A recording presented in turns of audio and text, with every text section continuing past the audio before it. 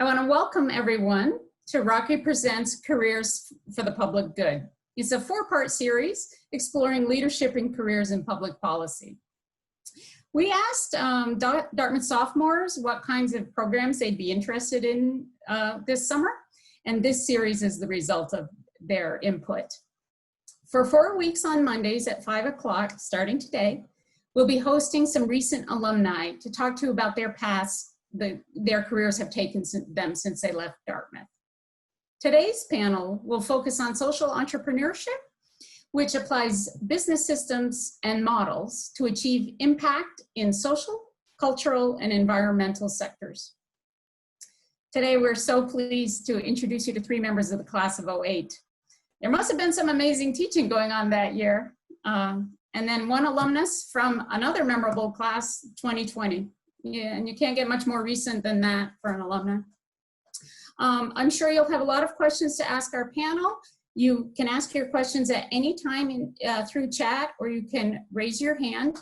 If you want to ask your question live, raise your hand and someone will unmute you. I'm going to briefly introduce our panelists, who will then each give you a brief biography before we start with your questions. So in alphabetical order, may I present Mike Belinsky, manager of the Bridgespan Group, class of '08. Zach Kaufman, the co-founder and CEO of Vera Solutions, coming to us from Geneva. So he's up past his bedtime, also from the class of '28. And then Sanat Mohapatra, founder and CEO of Unmasked, class of 2020.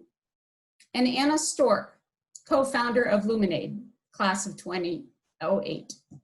Thanks again, all of you, for participating, and thanks for everyone for attending.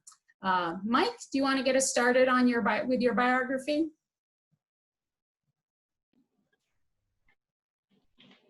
Yeah, absolutely. Happy to be with you all. Thanks so much for the invitation. So my name is Mike Belinsky. I'm a manager currently at the Bridgespan Group, calling you here and from New York. I graduated. I'll tell you a little bit about my background, and I'll try to make it brief. Others' backgrounds are much more exciting, so we should move to theirs. I think I had kind of 3 phases in my journey to date.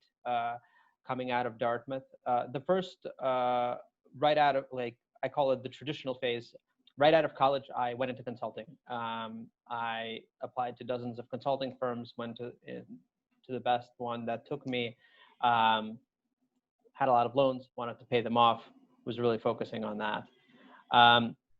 After that, I went to the Harvard Kennedy School and got a policy degree. And did that primarily with the goal of taking the consulting experience that I had, which was in the for-profit sector for large corporations, and seeing if I can turn that into something that was going to be good for the world. And that kind of ushered in the second phase of my career, which is kind of boots on the ground. So I was lucky to have found a couple of other folks at the Kennedy School, and with them co-founded a nonprofit called Instiglio. Instiglio is an organization that is based in Bogota, Colombia, and does work across low and middle-income countries, all with the goal of creating what are called results-based financing programs around the world. So helping foundations, helping governments, tie funding to results, fund social sector programs in a way that really incentivizes them to deliver high quality outcomes. I worked at Instiglio for about 3 years, and then I moved back to the United States and wanted to take a slightly more expansive view of the sector, and moved into my third phase of my career, which is where I am now, the kind of armchair advisory phase, if you will. So for the past 5 years, I have been working at Bridgespan. Bridgespan is a consulting firm. It advises nonprofits and it advises foundations primarily on questions of strategy. It helps foundations increase the impact of their investments, and it helps nonprofits develop their strategies and increase the impact of their programs. So that's where I am today.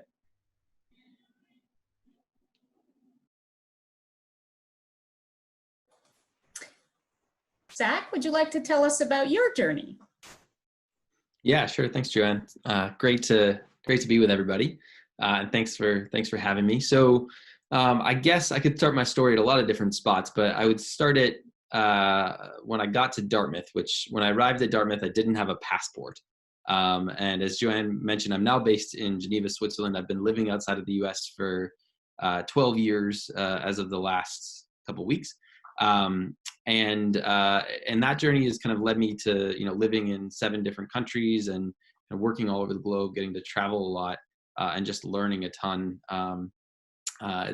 So I guess where it started, when I left Dartmouth, I also had a lot of loans like Mike, but went straight into the nonprofit world. So I ended up working, I was working with a nonprofit called Grassroots Soccer, that's founded by a Dartmouth alum, Tommy Clark, who's a 92. And basically Grassroots Soccer is it's an NGO that works to, it's basically doing HIV prevention education and life skills education around sub-Saharan Africa, although now they're kind of working around the globe. I had gotten really involved with Grassroots Soccer while I was at Dartmouth. Maybe we'll talk more about that later. But I started working with Grassroots Soccer at a really interesting time in 2008. Well, it's an interesting time for a lot of reasons. We had the economic crisis and had a lot of friends and colleagues that were affected by that. I actually moved over to Cape Town, South Africa in 2008. And it was a really interesting time because we were about to get a grant from the US government to go from 5,000 kids a year coming through our program to 50,000 kids a year coming through our program. And, it's a really amazing program. We're collecting all the right data. We are, really thinking critically about the work that we were doing. And we had phenomenal people, but we really had terrible systems, data systems. And I didn't learn that much about data systems at Dartmouth. And I don't think I would have guessed that data systems would come to be a big focus of my work. But I think I came to realize how important data is to every organization, nonprofit, government, for-profit, you name it, multilateral. It really is the lifeblood of many organizations and enables them to understand, what they're able to achieve and the kind of impact that they're having. And in our case, we were collecting data on paper. It was going into spreadsheets. Every 3 months you would have, some of our top staff would get away from running the programs in the field and go enter the data into our spreadsheet templates in an office for 3 days. And they hated that. And the data we got at the end of the day was, had quality issues, and we were really kind of struggling. And it was interesting because we were like asking this question of how is this going to scale tenfold? How are we going to get a system in place that can get us to a healthy program reaching 50,000 kids a year in South Africa, let alone across the continent. And so I had kind of an idea. One of my odd jobs when I'd been interning with Grassroots Soccer was administering our Salesforce fundraising database. And Salesforce is kind of an online database platform that most of the Fortune 500 use for managing customer data, relationship data. It's used by 40,000 nonprofits around the globe as well. And so we've been using it to track all of our donors and donations and events and that sort of stuff. And it was just incredibly powerful. We were able to see, what was happening with all of our, with everybody we were touching and working with. But then when we came to the program, it was all paper to Excel to another Excel to one person sits on top of this, this data pyramid and sends a PDF to the funder that says, here's what we've achieved in the last 6 months. And so basically, I got the jump drive, which was, you're the guy now. You get to do the Excel labyrinth, manage the Excel labyrinth. And I sought to overhaul that. And we basically overhauled that and built one of the first Salesforce-based program management and impact measurement systems, which at the time in 2008, 2009 was a really wacky idea. And nowadays is something that actually thousands of nonprofits are doing.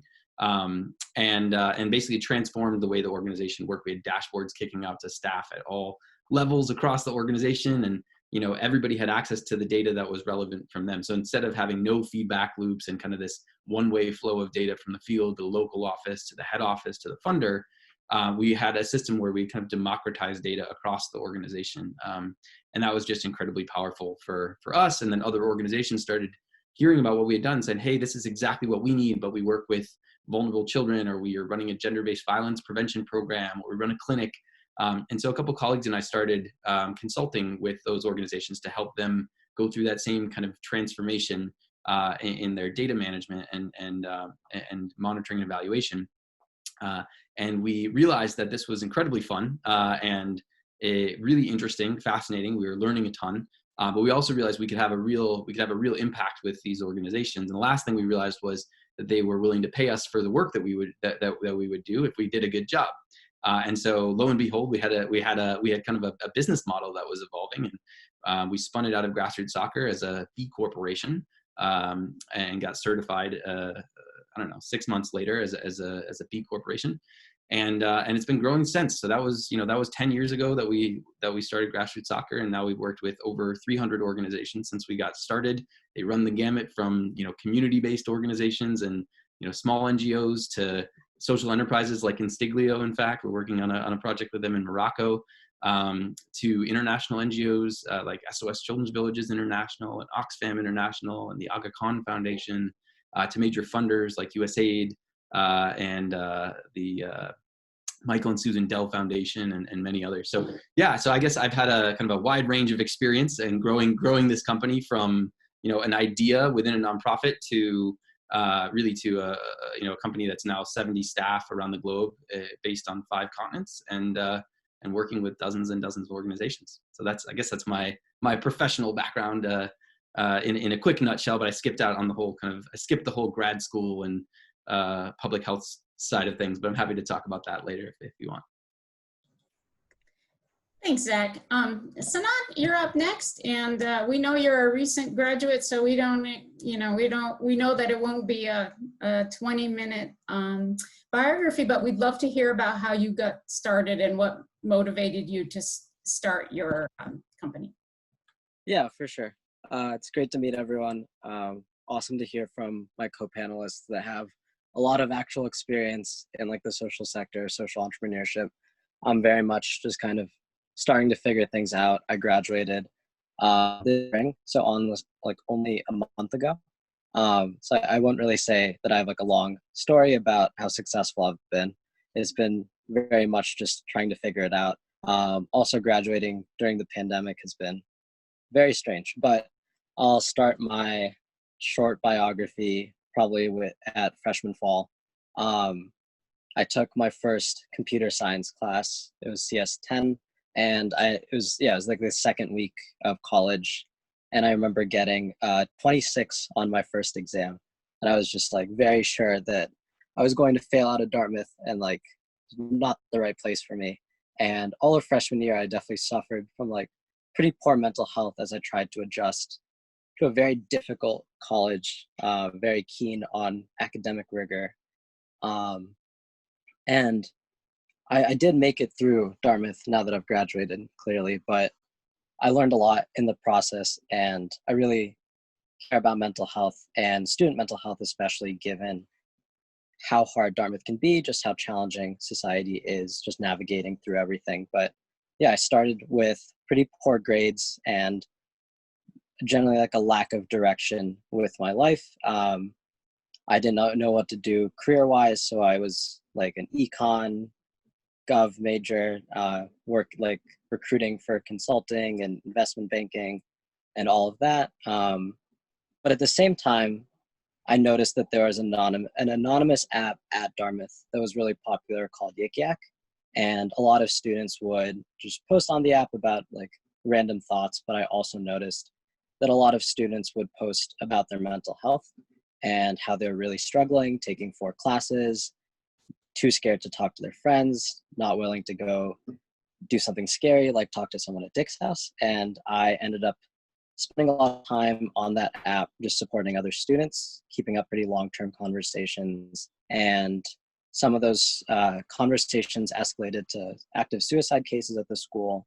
And I ended up working with Dick's House and the Student Wellness Center to kind of resolve those situations. But Yik Yak shut down the spring of my freshman year. And I realized that there was like a void in this anonymous app space. And that inspired me to want to start my own like anonymous social media mobile application, but make it focused on mental health. So students had a space to express themselves and kind of support each other and ask for support themselves. The process of actually developing that application was very tricky. I gave up my econ gov double major and became an English major. I specialized in creative writing, which was not very conducive to coding. But I just asked friends over a few years. I asked the Dali Lab. They do startup stuff, and we eventually got this app coded and we launched this winter. About 25% of like the Dartmouth campus ended up downloading the app. It's about like 1,200 students, and it honestly went really well. Just the launch itself, seeing a lot of students really open up about how they're feeling, like Dartmouth especially feels like a school where a lot of students feel like they have to wear masks, like hide how they're really feeling and act like everything's okay, that they're doing well in classes, that they're fine. So it's nice to see people being honest, and it was really cool to see so many students supporting each other. So like based on that initial success this winter, I was inspired to not get a real job and try to see if I could continue doing this somehow full time. In the spring, I worked on expanding to other colleges based on Dartmouth's success. So this spring and summer, we've expanded to 9 colleges. Emory, UCLA, Tulane, Williams, Columbia, Yale, Barnard, University of Wisconsin-Madison, and we have about 30 more in the pipeline for the next month or so. So that's like a little bit what I've been working on. The platform's a good space for students to open up about mental health and to support each other. I have not figured out like how to make money, how like the real social entrepreneurship side of the app really works, but I've really enjoyed the experience. It's been a very meaningful path, and I have only made it this far through support from Dartmouth as an institution. We've raised about $65,000 in grants from the college that have supported the development process. So I can definitely speak to like the struggle of getting something launched and just trying to pursue something that you're passionate about, that you care about. But yeah, I definitely can't speak to too much about how the real world works and how the social sector works, because I'm very much figuring it out right now. Thanks, everyone. Well, we hope maybe that you'll glean some useful information from this panel as well, but that's an impressive list of schools that are coming through the pipeline. Our final panelist is Anna Stork. Hi, everyone. Thank you for having me. It's really nice to connect with all of you. Well, I don't know, actually, so not how much insight we'll be able to give you about the real world working, but hopefully we know a little bit. But so I am the co-founder of a company called Luminade. I graduated in 2008. I majored in engineering modified with studio art at Dartmouth. I started my major like late into my sophomore year. And I didn't totally know what I was going to do with it. I definitely I didn't want to be like an engineer in the conventional, whatever was in my mind in terms of what an engineer was. I didn't want to like build bridges. I didn't really, to be honest with you, I don't think I had the best idea of what an engineer could be. But I knew in my head that I didn't want to be just an engineer. I also was really interested in design and studio art. So I coupled these two things and did engineering modified with studio art. And I think in my junior year, I thought that maybe architecture was going to be a good combination in terms of a career path of these two interests of mine in terms of engineering and design. So I applied to architecture school, also not knowing completely what architecture was all about. I think I took one architecture course at Dartmouth. And then I did like a summer program for architecture, but I thought maybe it was a good combination for me. So I applied to get my master's in architecture, and I decided to go to Columbia, and I went directly after Dartmouth. And then sometime during Columbia, I realized I did not really want to be an architect, but the nice thing about Columbia, it was very open-ended curriculum. So you were really allowed to design all sorts of different scales of design. So from like small scale to large scale infrastructure to buildings, just you had quite a breadth of things that you could work on. And one of my courses was designing for disaster relief aid. And it started in January of 2010. So the Haiti earthquake had just happened, basically like 2 weeks before my studio course started. And I was sitting there with one of my friends. We were sitting next to each other, and we were just researching. We were researching and reading articles about what was happening in Haiti. And it was really just like all over the news at that time about how many people, I think there were over 1 million people that were homeless and living in these tent settlements all around Port-au-Prince. And it was completely wiped out of electricity. And there was really no timeline in terms of when people were going to start to have homes again and when people were going to start to have an electrical grid again. And so we were starting to read articles, and one thing that we saw was that there was no lighting product that was being distributed in these tent cities. And one thing that was so sad for us to read about was how these people who had lost absolutely everything, many times they had lost family members, they had lost all of their belongings, they still had to worry about personal safety at night because there was so much desperation that people were stealing from each other. There was kidnappings, there was rape. And that just made us so sad to think about those conditions. And we saw that a lighting product couldn't necessarily improve safety, but it definitely could improve comfort. And it actually does improve. It can improve safety in a lot of these areas. So we decided to focus in on designing a lightweight light. And one of our main goals was, how can we make something pack flat so that it can be easily shipped in volume? How can we make something that's rechargeable so that someone can have it for a long period of time? And how can we make something that is also cost effective to be able to purchase in large volumes for, we wanted emergency aid organizations to be able to purchase this product in large volumes. So we really spent that whole semester designing a product that we hoped could meet those criteria. And we ended up designing, I have one here, I'll demo it for you. It's called, this is called the Nova USB, but I'm going to call it the Luminate Light. So basically the idea is that it packs flat. There's a solar panel here. There's a thin lithium ion rechargeable battery underneath this circuit here. And then there's just LEDs under here. And you just inflate it like this. And then it's nice and bright. And the idea was that it's totally waterproof. So you can leave it outside. It can be rained on in conditions where there's flooding. There's a lot of, I think flooding is one of the largest or the most common disasters. So in flooding situations, it also is very durable. So we designed this product that semester. We spent the semester prototyping it in our kitchens. Like we bought handheld heat sealers, different types of plastic materials, solar panels, LEDs. And we made a whole bunch of different configurations of this idea. And then we worked on it for a independent study the following year, which is our final year of architecture school. And then we decided to work on it full time after we graduated from architecture school. So we entered a lot of business plan competitions, and we also launched a crowdfunding campaign shortly after we graduated. And we ended up winning probably, I think, somewhere over $500,000 in business plan competitions just from sustainable energy competitions and social impact competitions, things like that.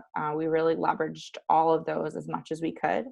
And then our crowdfunding campaign really also got us up and running. One thing about our crowdfunding campaign that we tested out was that we tested out the give one, get one model, like Tom's shoes. So would people be interested in purchasing this for personal use and then also sponsoring one to be distributed by one of our partner organizations?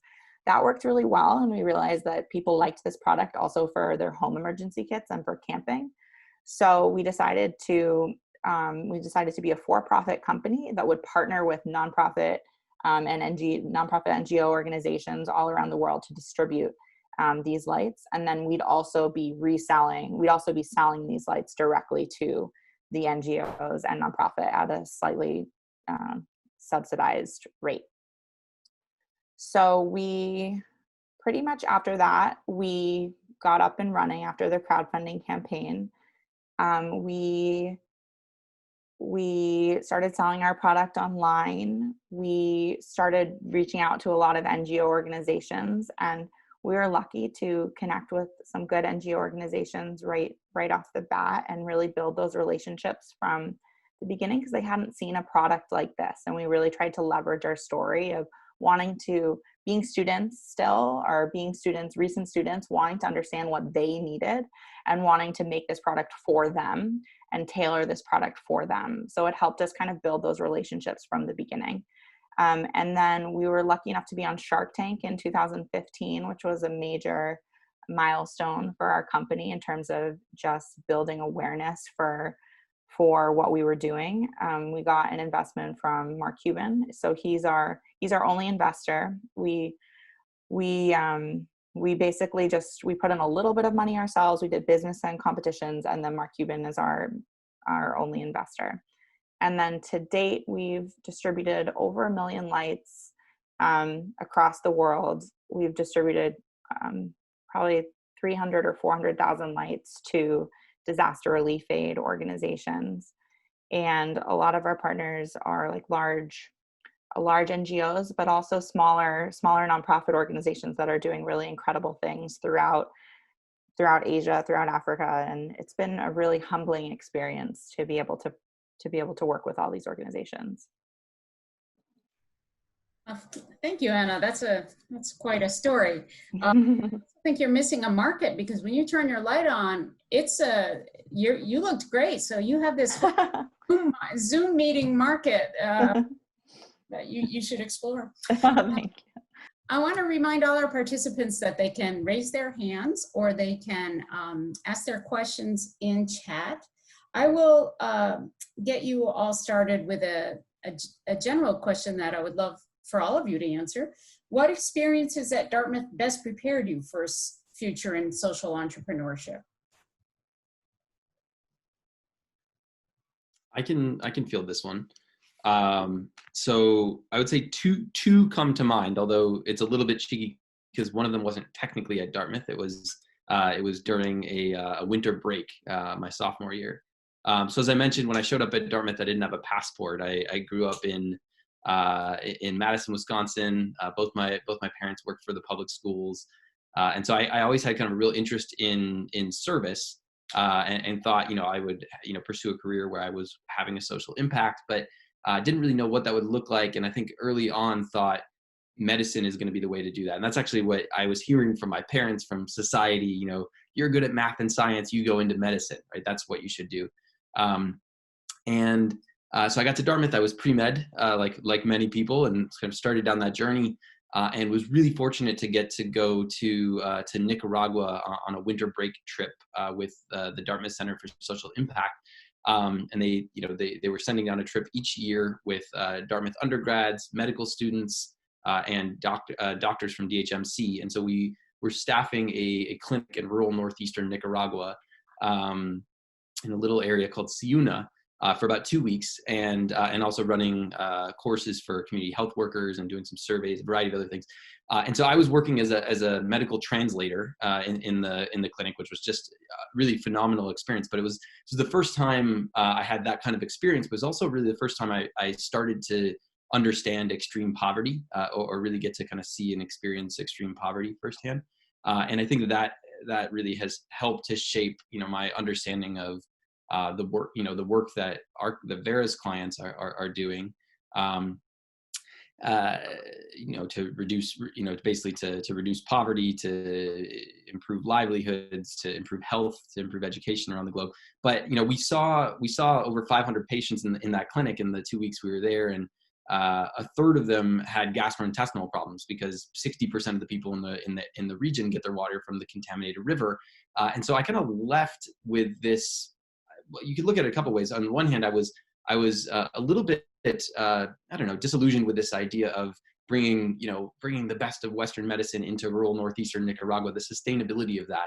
We would treat patients with anti-parasite medicine, and 2 weeks, 3 weeks later, they would get sick again because they're drinking water from a contaminated river. And it didn't really feel like we were necessarily we were having an impact, yes, but it was a short-term impact. And we learned from the data that we collected during that trip, and informed subsequent trips that went back, that worked on water filter distribution, worked on clean cook stoves, because another major issue they have there is with respiratory infections, especially among women who are cooking over open fires. And so I kind of came away from that trip with a real passion in disease prevention. And that really that sprung my journey, which then weeks later, I went to a luncheon at the Dartmouth Coalition for Global Health at the Dickey Center, and met Dr. Tommy Clark, who's the founder and CEO of Grassroots Soccer. I learned about Grassroots Soccer at that luncheon. I had never heard of this organization. I was really passionate about public health. Now I was just sort of discovering what that was about, and kind of gaining interest in disease prevention. But I was also really passionate about sports, and so it was this unique intersection of my interests. And so I went and talked to Tommy afterwards, and I said, "This is amazing. I'm so inspired by what you're doing. How can I help?" And he's like, "Well, when you graduate, you can come intern with us in Africa. You can come, be in Zambia or Zimbabwe or South Africa." I was like, "That sounds amazing, but I'm a sophomore right now. How can I help now?" And he shrugged his shoulders, and he's like, "Well, you got any ideas?" So I went back to my dorm room and I wrote him 3 pages of ideas. And I expected he was probably just going to shrug this off, but sure enough, he wrote back to me and said, "This is great. Let's get coffee." And so we met up at Dirt Cowboy. Neither of us drank coffee. He had a chai and I had a hot chocolate. But we talked it over and talked through some of these ideas. And I ended up interning with him and starting to just learn a lot, help with a variety of odd jobs, writing grants for the Gates Foundation and the Kellogg Foundation, and really just getting to see kind of the inside of this small but growing NGO. And so that was really fascinating. One of the ideas that I had was I saw kind of a lot of other students at Dartmouth that had kind of an interest in supporting this organization, but didn't really see a way to do it. So I had this idea of running a barefoot 3v3 soccer tournament in the middle of campus to raise money and raise awareness for HIV prevention. And it was, again, kind of a really weird idea, but it turned out actually that it was a really cool idea, and a lot of people were really energized about it. And so, I gained a ton from just that. I kind of taking that idea, trying to pilot it, prototype it, get it into motion, and we did. We ran the first Lose the Shoes soccer tournament in 2006, and it raised $3,000. We had like 150 students got involved. People said, "This is awesome. We got to do this again." So we did it again the next spring, and we raised $7,000, and we did it again the next fall and raised $20,000. And then other schools kind of started reaching out and saying, "Hey, this is really cool. Like, we would love to be a part of this. Can we run our own tournament?" So then I, in my internship, started coaching other students in other schools to run these like fundraiser awareness building soccer tournaments. And it took off. And basically we got 100 schools involved over the next 2 years, raised $150,000. And the crazy thing is, it's still running today. So these tournaments are still going, 12, 13 years later, and raising about $250,000 a year for the organization. But I think that experience really taught me, okay, actually those 2 experiences from Nicaragua, I think played a really big role in my like why, right? Like understanding kind of what it is that I'm truly like passionate about and the kind of change that I want to work towards. But I think the Lose the Shoes work, gave me a really nice example of how, and gave me some really tangible skills that I think then fed into some of the work that I did from there. So those are 2 experiences at Dartmouth that I think prepared me for this kind of work. I love the Lose the Shoes. In a different way of looking at what Dartmouth can do for you. Sanat, we had a question come through in chat that somebody was mentioning that you had received the Lombard Fellowship and wanted to know if you could tell the audience how this fellowship is helping you move Unmasked forward. Yeah, that sounds great. Zach's story was also really interesting. I wish that I don't think I'd know about that like competition at Dartmouth anymore, but it sounds very fun. The Lombard Fellowship is run by the Dickey Center for public service. It was just for like recent graduates or like graduating seniors that are interested in pursuing like a creative public service project. I applied. It was my only job application for after graduation, I very fortunately got the fellowship, and so that funding is how I will continue working on Unmasked next year. It covers my housing and living expenses, all of that. But yeah, it's just fellowships like that are a great way to pursue social impact ventures while like money might be tight and you might need some support from the school. And like I'll be hosted by the Magnuson Center for Entrepreneurship while I work on my project for another year. Yeah. Thank you for answering the question. Mike, I'm wondering if you could maybe take this question on. What skills or qualities do you think students can build now while they're at school that will help them succeed down the road as social entrepreneurs? Yeah, it's a good question. So let's see here. I think there's one simple answer, which is you could actually practice entrepreneurship while you're at Dartmouth, right? So you don't have to think of if social entrepreneurship is the creation of a new idea, of a new entity, of a new organization, of a new effort. You don't have to think of that as like, I will study now, then I'll graduate, and then social entrepreneurship will happen. One of the coolest experiences I had at Dartmouth was helping create the Dartmouth Model UN program. And for me, that was something that I did in high school, and I really loved Model UN. Came to college, and that was one of the reasons I majored in Govy. And then I was looking around to join Model UN, and I didn't see an organization like that on campus. So I, over time, like talked to a bunch of friends, and we were like, hey, why don't we create something like that? And it took like a lot of blood, sweat, and tears. Like it took a lot of work, as the creation of something new typically does. But at the end of the day, there was this organization that, and I think it's still around, that was, hosting high school students to come in and, role play like in good Model UN fashion. One high school fields a team that pretends to be Russia, another pretends to be Syria, another pretends to be China, and so on. And they debate the topics of the day. And we, we're just students at college, and you're there for like one quarter, then you're off, then you're on again. It's like a fairly complex schedule if you want to like maintain some persistent attention to an organization and have it endure and kind of pass on after you graduate. But because there was a small number of fairly committed people, we got it going. And at the end of that, I was able to say to myself, oh, like I could actually do this. And it kind of dispels this myth that like social entrepreneurship is for like other people, but you can't really do it yourself. I think the other theme I would emphasize is, and it sounds like it's coming across from all my other co-panelists, which is just like proximity to the problem, right? Like I remember I took development economics in college, and I was an econ major. I was a Govy and econ double major. I took development economics, and I like was really interested in the content. And then I went into the class, and I like sort of understood what was happening. There were a lot of concepts. I sort of got them. I think I got a B. I didn't really feel as connected. But after that, I had the awesome experience of being a Paganucci Fellow, which is a program run by Tuck. And as part of that, I think I was like one of the inaugural Paganucci Fellows. And the topic was microfinance. And they sent us, like it was a research experience on campus, and then it was a travel experience. And the travel experience was going to Ghana and looking at how microfinance banks in Ghana operate.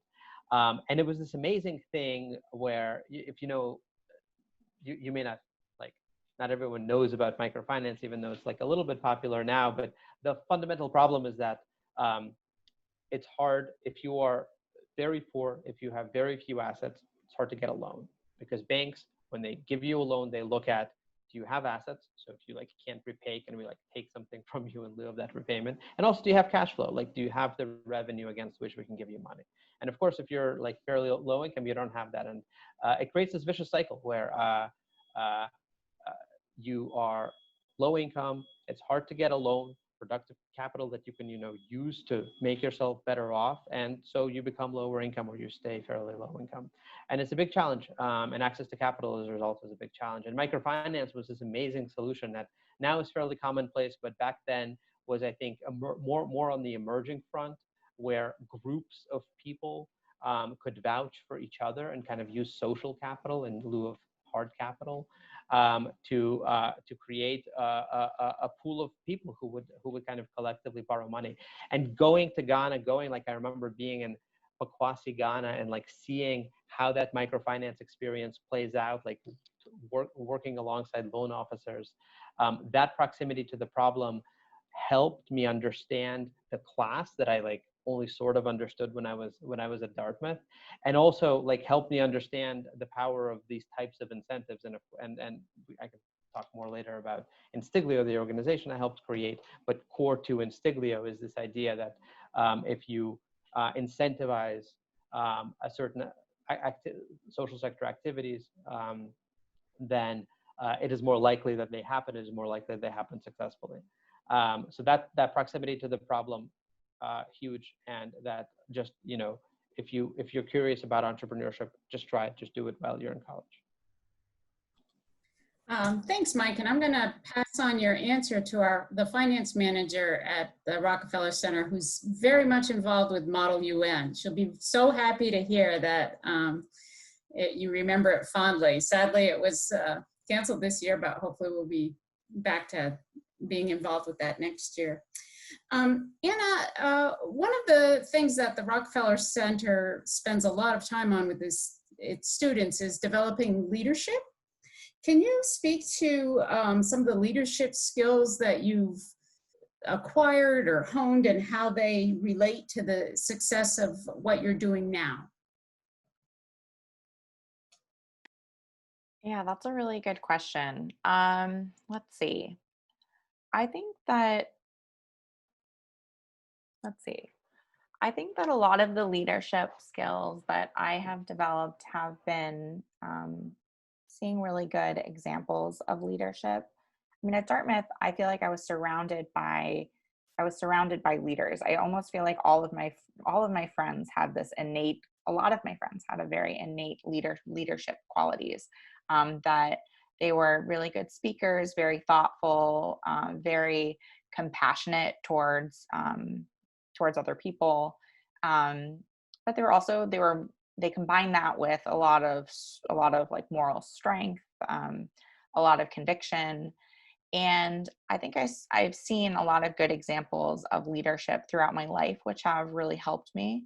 And then in terms of my personal development, I think a lot of it has come through having employees and coming to understand how to inspire those employees, how to motivate them, and also a lot of lessons learned from mistakes that I've made. You learn how to not control, but you learn how to work with your emotions and kind of overcome, some of the instincts that you may want to say something, or you may want to react some way, but you kind of have to shift and think through what you'd want someone to say in that instance. And so making some mistakes over the years of growing a company, I definitely have learned a lot about how to be a better leader. So yeah, I think that examples and then also trial and error and lessons learned have really helped me. Thank you so much. We have Iris Wang who'd like to ask a question of the panel. Hi, thank you all so much for being here. My question is for Anna and Zach, and it's about what challenges you faced as you started to build a solution and build an organization when you were tackling these problems that were previously unaddressed. Zach, do you want to go Yeah, first? sure. I can take it. You know, the cheeky answer would be pick a year between 2010 and 2020, and I'll give you a list of 20 of my top 10 challenges. But I would say a few things that I think are commonplace and that I hear from other entrepreneurs and social entrepreneurs. Hearing no, you need to get ready to hear the word no a lot, and depending on how loudly and kind of vigorously people are saying it to you, that might it can really eat at you, and that it can discourage you. But actually, that's actually just kind of part of the nature of things. Actually, like there's the fact that that many people say no, that this isn't going to work, or that they don't think this idea has traction, actually might actually mean that you're really onto something, right? Because if everybody was just like, oh yeah, this is definitely going to work, then maybe it's actually not that innovative of a concept. So be ready to hear no, and be ready to bounce back. I think on the sort of qualities that an entrepreneur needs to have, resilience, I think, is probably on the top of my list. Being able to just bounce back from challenges and setbacks, and hearing no. I think the second one, you frame the question kind of as you're building the enterprise, as you're building the organization. And I think I would say reinventing yourself and reinventing the organization kind of time and again.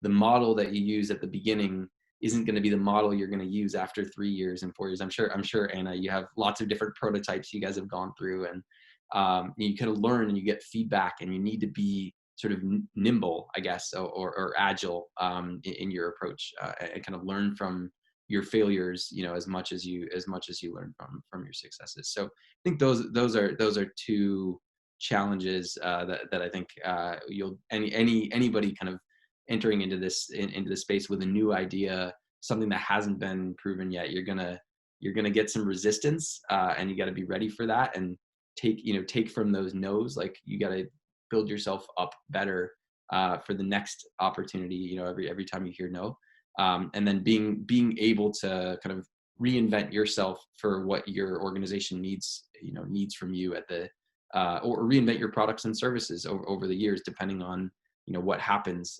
in the the sector, or in the world around you. Those are two things I would share. What do you think, Anna? Yeah, I will echo a lot of what Zach said. I think one of the biggest things, which is challenging when you have a social enterprise and when you're starting out, is there's a lot of emphasis on what's your 10-year plan? What's your 5-year plan? Can you really think about this vision? What is this vision that you're this big picture that you're trying to solve? And there's a lot of push from outside people, I think, to really think big, and to really dream up that solution and think about 5 years ahead. And I think one of the most challenging things is just kind of shifting your mindset to really just thinking about the step-by-step things that you need to get done, and really think about, okay, like I know that in my head, like, this is kind of what I want to accomplish in 5 years, but actually, like, what's most important right now is that I figure out what I need to do by Friday, and figure out what I need to do by the next Friday, and really thinking about it as an iterative process of just like solving problems step by step. And I think that has been really meaningful for my co-founder and I, is just to actually not to think big, but also think small and think strategically a little bit in terms of like, what do I need to do? What do I need to do next? And it definitely is a process of problem solving, and a process of iterating, and just a process of trial and error. And starting a company there are roller coasters, and you're just waiting for the next up. So like, when you have a lull, when you have something that's really hard, like you lost a client, or you lost a customer, or you had a bad, something bad with the factory, anything that could happen. You start to understand that it's a pattern of ups and downs, and you're just waiting for the next peak. And so when there are those downs, you start to have a little bit of faith that, okay, like I know that I'm going to be able to get through this, because there's going to be, you know, in a couple days, there's going to be something that's going to turn the corner for me. So I think that having that mindset of just kind of continuing to move forward and thinking about it step by step has really helped me a lot. Can I just underscore one theme, Iris, that I'm hearing from Zach and Anna here, which is, you know, they started off like building both a product to like address a need they're seeing, but also a company. And like, those are two different things. And I did the same thing. And I think I started off like saying, okay, I have this idea, it's a solution to like a need I'm seeing out there in the world. I didn't realize that the other thing I had to do, and the other thing I was doing, was like building a company.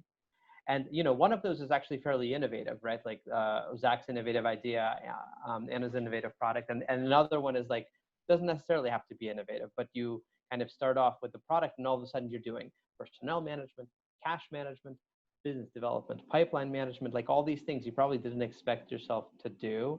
And I think realizing in advance that those are the things that you probably will be asked to do as you go from like, I have this idea to I have this large organization of people executing on the idea, is like something that people probably don't think of, because they don't do social entrepreneurship necessarily so that they could like start a company. But often in order to do it, you have to start a company.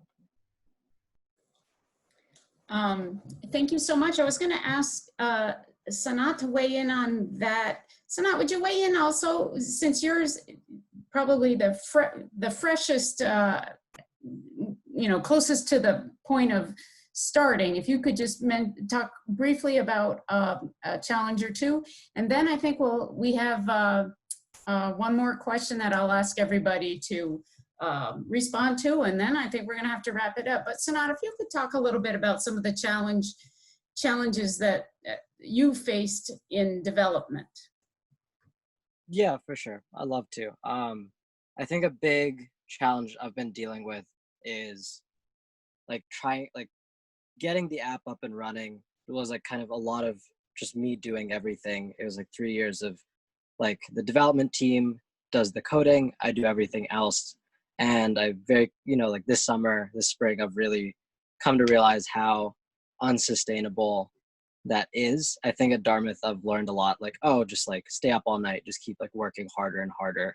And I definitely lost like all sense of work-life balance trying to like make my passion project into a reality. But this summer I've found like a lot of like what my panelists said about like actually building a company and kind of splitting up the work among a bigger team. I have 3 full-time interns this summer that I supervise, and that was through the Magnuson Center, the Wiley grant there. And they've been able to take on a large workload, and at each school we have a large team of moderators that do a lot of work just as volunteers. So like across the company, we have 145 volunteers, and I've recruited that team in like a few months. But like having that big team that's really committed to getting a lot done has been such an effective way for me to like reduce my personal workload, but just to kind of empower everyone working within the organization to feel really committed to their work and achieving an impact within such a big kind of bureaucratic mess already. But yeah, I've learned a lot about teamwork, leadership, and actually building an organization. Yeah. Well, thank you so much. As I said, I'm sure we could go on for a long time, but we don't want to, tread on the generosity of our panelists, especially since some of us are places where it's just about midnight. So this last question that came through chat, I thought was interesting and would apply to all of you. And it's about COVID-19 and the current racial injustices. And has your work changed in light of those 2 issues? Have you had to pivot? Has it created unforeseen challenges, and how did you work through that?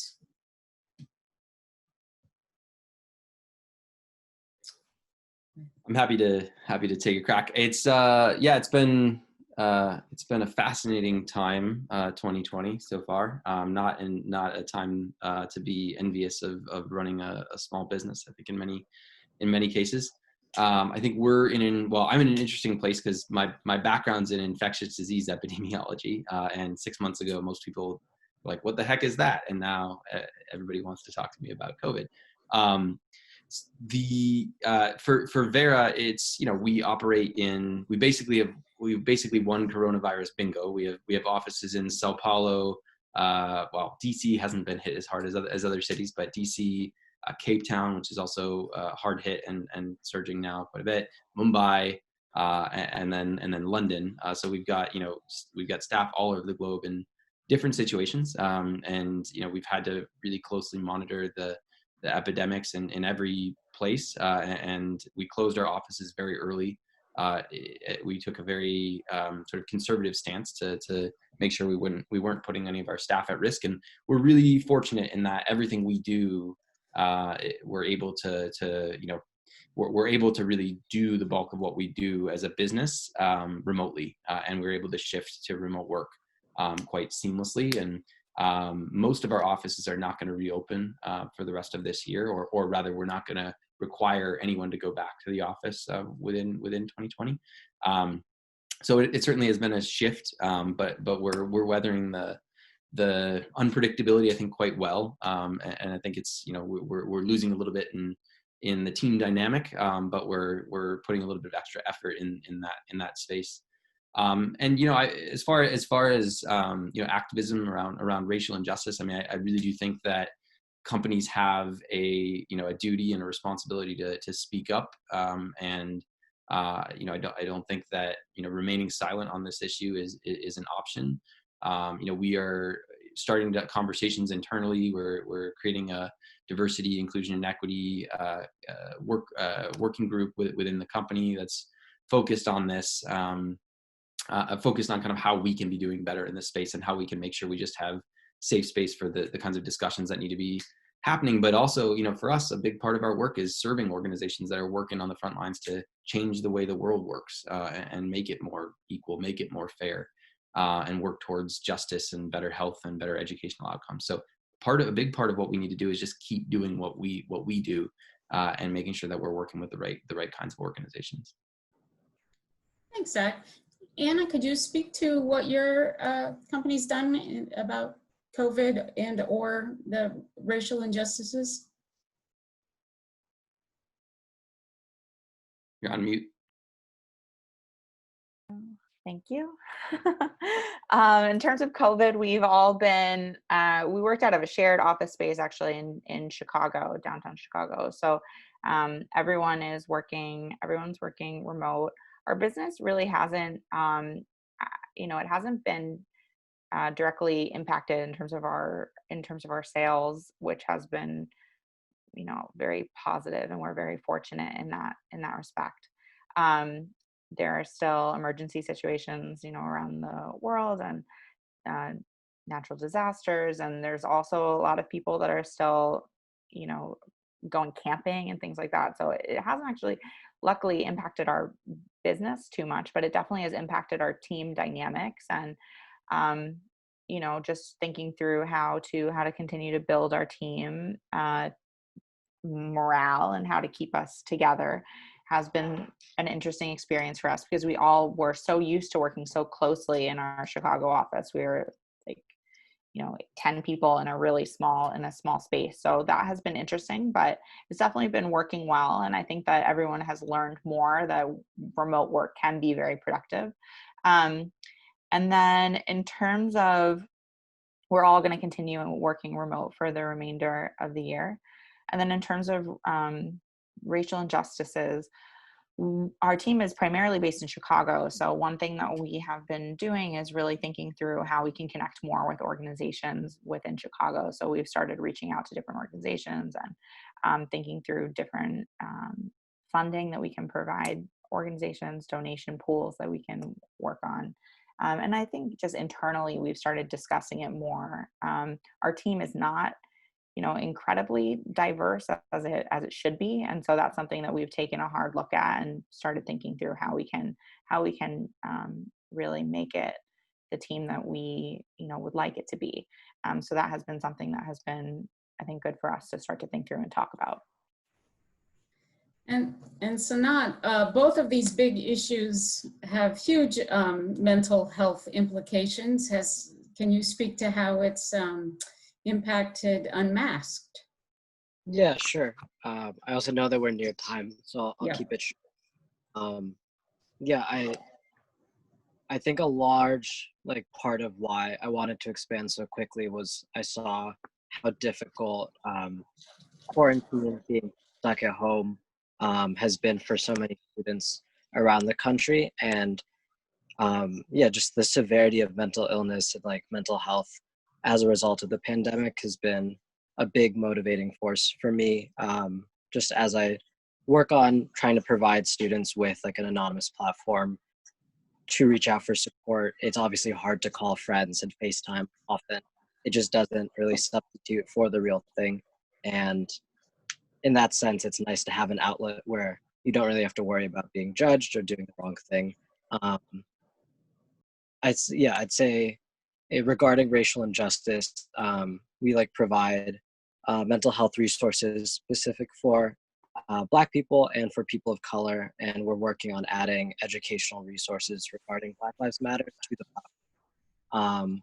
But I do think there's still a lot more work we can do in terms of making sure that people of color, Black people, have access to mental health resources, because it is so severely stigmatized within racial communities themselves. The idea of asking for help or asking for support is really tricky.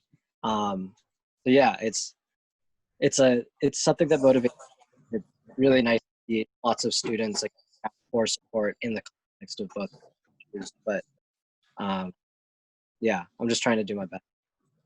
I'm sure. I have no doubt that you're doing your best. And Mike, if you can finish this up for us, we'll be so grateful. Yeah, absolutely. Really important questions, I think, on COVID. So I work at an advisory firm, right, that advises social sector clients. And the types of questions that foundations and nonprofits are coming with now are first looking at their own organizations and doing scenario planning. How will COVID play out? And what does that mean for our organizations? I think just like in our personal lives, we're doing some scenario planning, if you will. Organizations are doing that at a large scale as well. The second is opportunities. So how can we invest money to improve the lives of people who are most hit by COVID and implications of COVID, such as unemployment?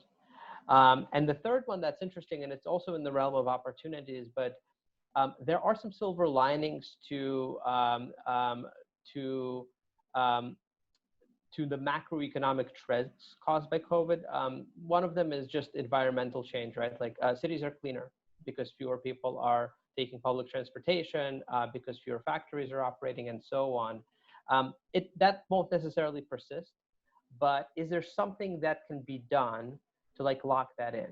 And I think a couple of clients, are asking that question. I think it's a very interesting question. On the racial injustice that we are seeing highlighted now, it's always been around, but now it is, due to unfortunate events, more highlighted. I think one of the things we are asking internally is this balance between right team and right work. So internally, do we have the right team? Is it, as Anna was saying, is it as diverse as it needs to be?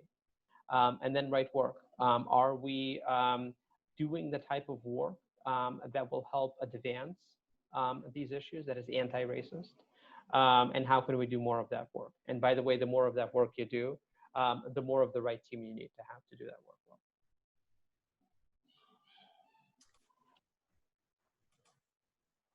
Well, I want to thank all of you so much for giving of your time. We really appreciate it.